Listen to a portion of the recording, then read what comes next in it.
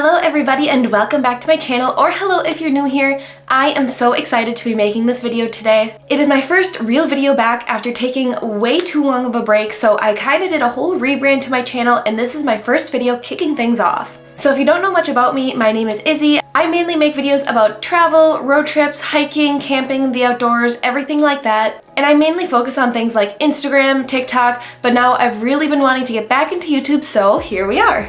And today's video is going to be all about road tripping, one of my favorite things to do, and not just road tripping, but road tripping on a budget. I go on a lot of road trips. It is literally my job to go on road trips and to make videos about it. So I've collected a whole bunch of tips over the years and today I'm going to share them all with you. I also love to save money, so I have got really good at making my road trips dirt cheap over the years.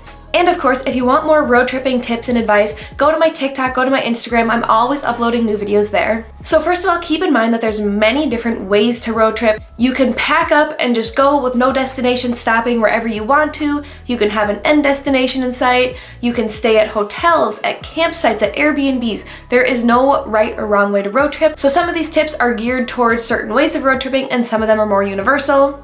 And we're gonna separate this video into 3 parts to make it a little easier. The first part is packing / things to bring. The second part is gonna be about accommodations and activities. And the third part is about apps and helpful tools.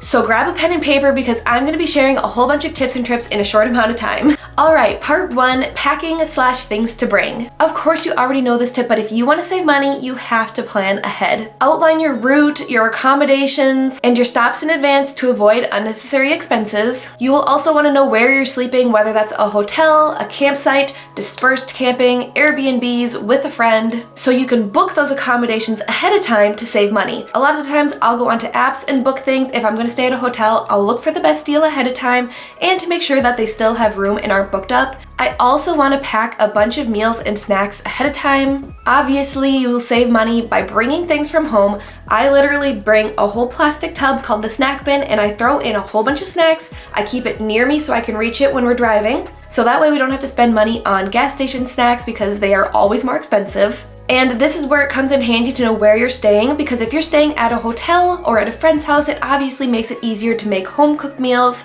versus eating out if you're doing something like camping. Or what I always like to do is bring a cooler and bring easy campfire meals like hot dogs or pudgy pies. So just keep in mind where you're staying when you're planning meals and how much you can reasonably bring from home. My next tip is to carpool if you can. The more people, the cheaper it is. Going with friends cuts down the cost of literally everything from accommodations to food to gas. Plus, it's always fun with more people and it's more people to split the drive time. Going along with that is to pick a vehicle that's better on gas. We use our Prius. It is so good on gas. It's super cheap to run. And make sure to do all of your vehicle maintenance ahead of time. Check your tires, get your oil change. The last thing you want to do is be broken down on the side of the road or have to get a tow truck.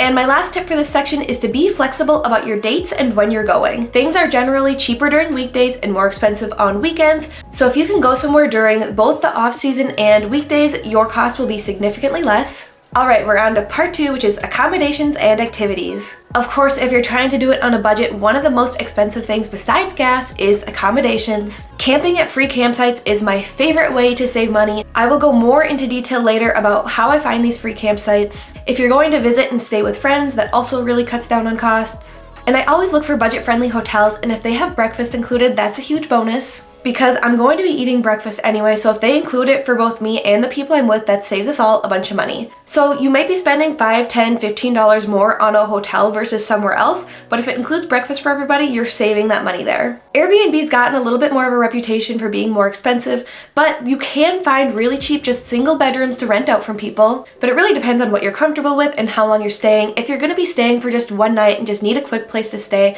I'm all for Airbnbs. But if you're staying somewhere and you have a little more time or a couple more nights, I usually go for the hotel option. Plus, hotels just have really nice amenities, like I said, the free breakfast or a pool. So my next tip is to plan free or cheap activities. Research ahead of time the things you want to do. You can always find coupons online, use apps to find discounts, and you can always find a lot of free attractions, parks, museums, and wherever you're going to. Hiking is one of my favorite free activities to do. That is usually what I'm planning my trips around, is visiting national parks and doing hiking, which are both very cheap to free. I'll get more into detail about how I make them cheaper in the next section. So now we are on to part 3, which is helpful tools and apps. Like I mentioned earlier, my favorite way to make a road trip cheap is by doing free dispersed camping. And that's basically staying at a campsite that doesn't really have any amenities. Some will have pit toilets or a fireplace, but a lot of them are literally just pull-offs on the side of the road that you can park for free for the night. And my favorite website to find free campsites is just a website called freecampsites.net. This isn't sponsored, I just love this website. I use it all the time for planning out my road trips, and I've used a lot of the free campsites on there. Another useful app to help find free places to stay is the iOverlander app. It's very similar to free campsites, where it also shows you free places you can stay. To help me find the best or cheapest gas stations, I'll use apps like Gas Buddy or Upside. Those allow me to compare gas prices between different gas stations in the region, and I can also get cash back. I also have the apps for a lot of the restaurants that I want to eat at.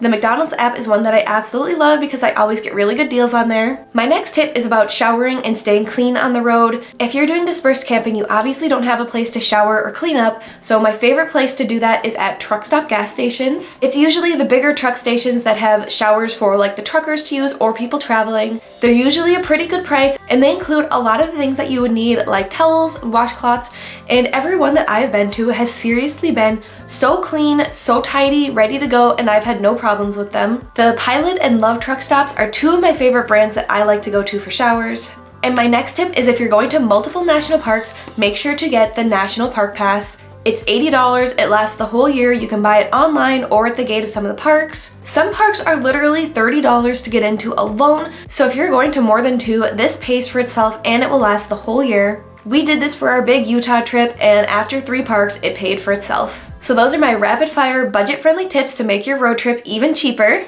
And I would love to hear in the comments what your budget-friendly tips are on how you make your road trips even cheaper and your budget-friendly tips. Again, if you want more on road trips or traveling, make sure to check out my TikTok and my Instagram. I'm uploading there basically every single day. So that is everything for this video, and thank you so much for watching.